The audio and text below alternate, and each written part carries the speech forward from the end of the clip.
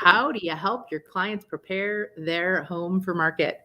This subject just came up in a class I was teaching, and someone asked, how do you give people the bad news? Your house is a mess. Your house smells.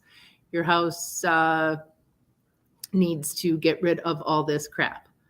And Danielle and I have kind of developed language over the past several years that we find has the impact that it needs without being insulting. A couple of the things that I say is I don't tell people to declutter. I tell people to pre-pack.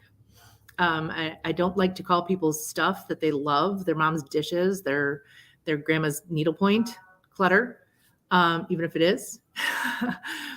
But I tell them those treasures need to be packed away for their next home. And then we know that they're not going to get broken or stolen or any of those things. And we're also allowing the buyer the space. So that takes all of the things away and leaves what's left, which is the space. We're allowing the buyers the space to envision themselves in this house as a home. Also touching on language, we always sell a house. When we're talking to a seller, it's never their home. When you call it their home, it's an emotional term that we want them to distance themselves from when we're talking about the commodity that's going to become the thing for sale. Buyers, you're always looking for a home, but for sellers, we want to sell their house. So a lot of times the language that we use can have negative or positive impacts emotionally on the people we're talking to. And so those terms I have found very helpful. We also have somebody else to give them the bad news. We have a staging consultant who isn't us delivering this personally. And a lot of times we're friends or have another relationship with our clients. She gets to come in as a neutral third party and say, all this has to go. It can be really sensitive sometimes when you're telling people to take down religious items or things that are super personal. And I don't mind a couple of personal things here and there. I mean, I think to me, it's ridiculous to pretend like nobody lives there. Yeah, but I think they always talk about people having pictures up and things like that. I mean, you can have a few. If maybe not 80, maybe take some of the things down off of the wall, but to say like, don't have a personal picture up. Yeah. To me, what it really comes down to, and again, this bridges the religious thing. This is, lots of cultural items, is someone who isn't of that faith or of that culture or whatever it is in that family in the picture, going to feel welcome walking in. So if they're overwhelmed by items that they don't relate to, it's going to make them feel uncomfortable. It's going to make them feel unwelcome. And distract. So you can have a little bit of expression of who you are, but just make sure that the level of it is pretty minimal. Yeah. And the other thing we were just talking about on the Facebook Live is strong colors of paint. That's something that's very personal. And I mentioned that people react to anything strong either very positively or very negatively. And so one of the reasons that we try to get people to tone down their paint colors is to avoid any negative reaction that really it has no place in the home buying process. But if it's emotional, people are going to feel it, and you can't do anything about that to talk them out of it. Right. And it's jarring, and people start to, again, they're not looking at the space. They're focusing on all the things they have to do. If it's, something that doesn't, Ruth was talking about their color palettes for their furniture and things like that. If you have something extremely bright, extremely deep colored, things like that's doable, right? But no matter how many times we tell them as buyer's agents, they don't necessarily always hear us. So, but the bigger thing that we talked about, or of course, each house is going to be individual. And, we wanted to explain to them that, don't expect us to come in there and go, oh, by the way, rip out your kitchen, rip out your bathrooms, rip out all of your stuff to sell it. That's not who we are. That's not what they can expect. And sometimes sellers don't even make a phone call, or that's part of the reason that they don't hire a realtor. Yes, it's saving, usually saving money. I can do it, blah, blah, blah. But I sometimes think that there's like a fear in there that in order to live up to a realtor standard or whatever, they're going to have these expectations that they're going to put on that they just don't feel like doing. Yeah. And we will tell you, you don't have to do anything that we recommend, but the price will reflect what you do and what you don't. Right. The market will react to what you do and what you don't. So we're going to give you, based on our years of experience, our hundreds of sales, we're going to give you the things that matter most and cost the least. Avon calling. This happened last time. I told Liam to stay down here because there was a chance somebody was going to be at my door. And of course, he got bored after about 3 minutes. And sure. I'm still on live, by the way. No swearing. Yeah, right. So, no, but so that's why we give them a range, though, is right. Because that the lower end of the range is like, hey, this is as is right now compared to everybody else. But if you would like to get that $15,000 more or whatever, see how they have new flooring, see how they have this, they have that, and then help them get to that point. Right. And then again, which is the market moving?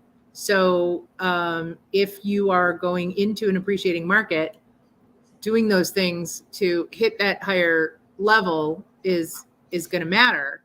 But over the time that it takes to do those things, that market might be shifting a bit too. So we're always, have to keep that in mind as we're telling people, do these things. This is actually part of how I got caught out on a house that's been on the market for a long time. When we listed, it felt more important to get on the market because it was late in the season than it felt to do a few little minor things that the market wasn't caring about at the moment. Well, that was the exact day that the market stopped last summer. And so then those little things got to be much, much bigger than they were otherwise. So if we had started earlier, if we had, if we'd gotten on the market earlier, they wouldn't have mattered at all.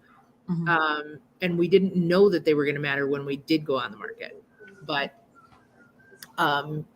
we certainly advised our clients of them. They chose not to do them. And then because of the shift in the market, because of the time, it mattered more. Right. And then we also provided some other resources for them because, that's what we have to do. We have to be the person with the resources. So we have been recently learning about renovation loans. And when you think of renovation loans, I think a lot of us think of now I'm getting investments in the FHA loans. Why am I blanking? 203K? 203K. Okay. Yeah. I'm like a 401c3. I know. I am. Okay. So yes. So sorry. So the 203K loans for FHA, but there are new programs out there. There are programs out there with lenders who you can get conventional loans. You can get VA loans that have renovation budgets within them. And they're not as difficult, or you think of the 203K loans being. As long what I'm cautioned with is you need to work with a lender who is an expert at them, not just any lender whose company provides them. And probably every lender could do them, but what I'm hearing is the nightmare stories you hear are all.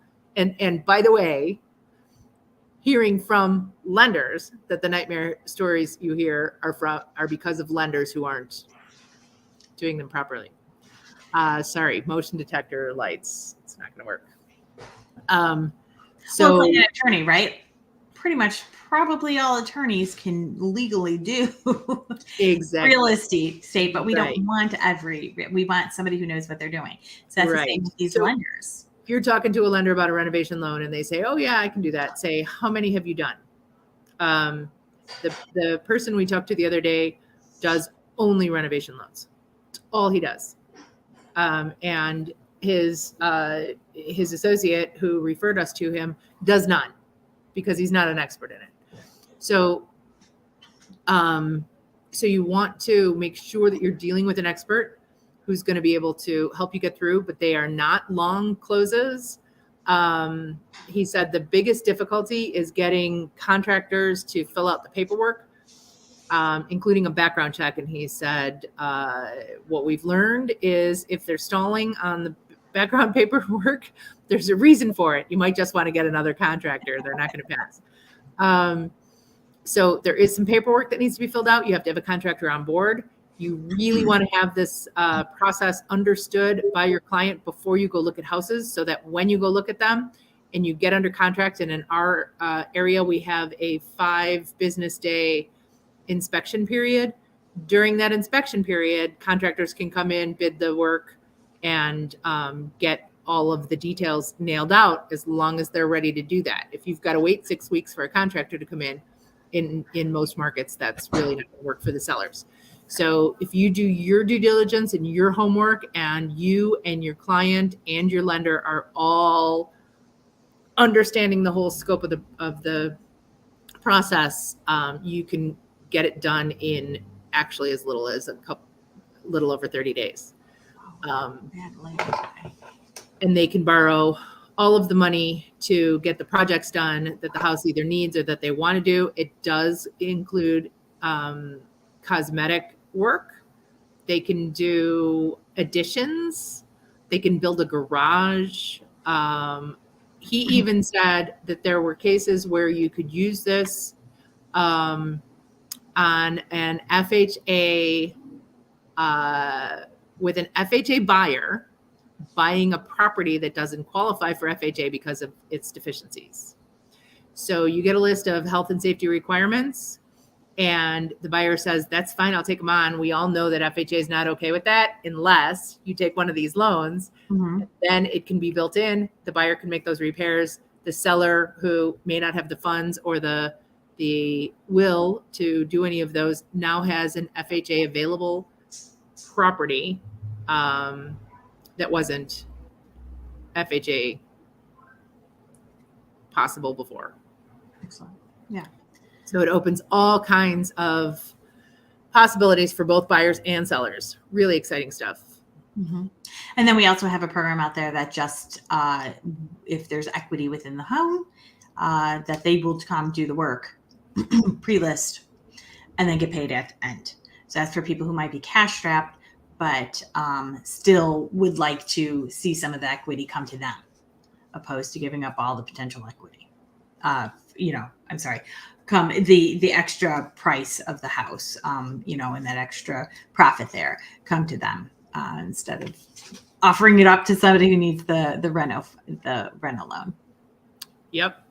So, I mean, it's again being the resource, resource is the resource, so the resource with the resources. So, that's we want everybody to be fully aware, and that's part of what we promote. That we have these options. We're just not this run of the mill. We're always trying to make ourselves stand out from the crowd, because there's a lot of crowd now. Yeah, looking for listings. Hit us up for who our lender partner is that's an expert in these. I'm sure that he knows somebody who, if he doesn't work in your state or your market, I'm sure he knows somebody who does. So just make a comment, and we will get back to you with that information.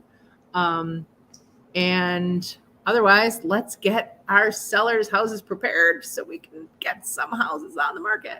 Absolutely. Sounds good. All right. See you next week. Bye.